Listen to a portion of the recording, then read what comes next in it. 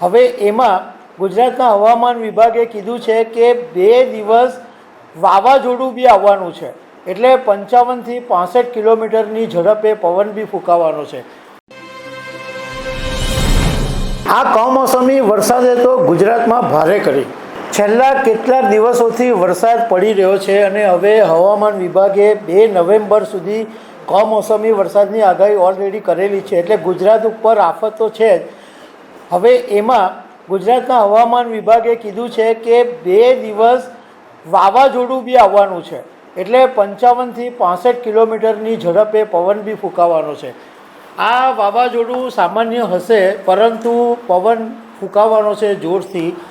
તો આના વિશે હું તમારી સાથે વાત કરીશ. મારું નામ રાજેશ શાહ છે અને તમે જોઈ રહ્યા છો ગુજરાતના સૌથી મોટા ડિજિટલ ન્યૂઝ પ્લેટફોર્મ ખબર છે .com. ગુજરાતની અંદર અત્યારે આફત આવી ગઈ છે, ખાસ કરીને ખેડૂતો માટે.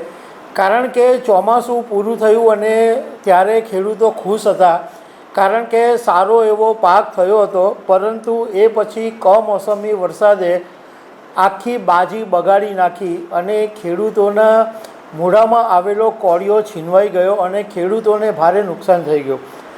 હવે હવામાન વિભાગે જે આગાહી કરી છે એની વાત તો હું કરીશ, પરંતુ એ પહેલાં આજે સવારે 6 થી 12 સુધીમાં ગુજરાતના અનેક વિસ્તારોની અંદર ચોમાસા જેવો વરસાદ પડ્યો.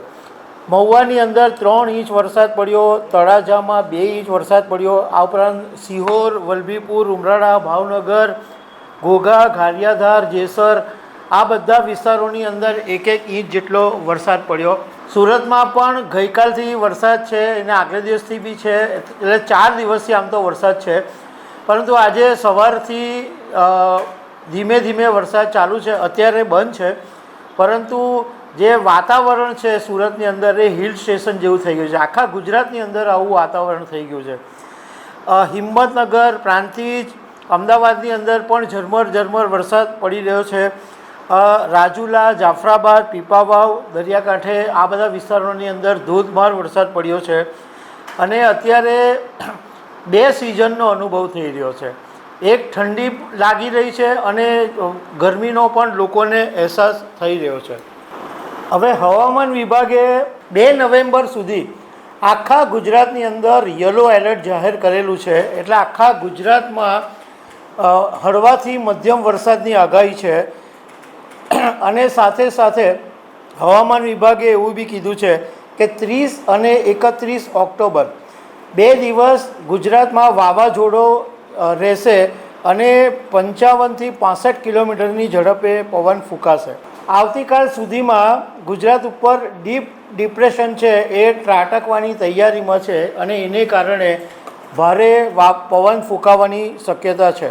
ગીર સોમનાથની અંદર અતિ ભારે વરસાદની આગાહી છે અને પોરબંદર, જુનાગઢ, રાજકોટ, અમરેલી, ભાવનગર, બોટાદ, સુરત, ભરૂચ, અમદાવાદ, ગાંધીનગર, સુરેન્દ્રનગર, આણંદ, ખેડા, વડોદરા આ બધા વિસ્તારોની અંદર ભારેથી અતિ ભારે વરસાદની આગાહી છે. કમોસમી વરસાદને કારણે હવામાન એવું ખરાબ થઈ ગયું છે કે સુરતથી દીવ જતી એક ફ્લાઇટ હતી એને રદ કરવાની નોબત ઊભી થઈ છે. તો દર્શક મિત્રો, આવી અનેક વાતો સાથે અમે તમને મળતા રહીશું. Thank you very much.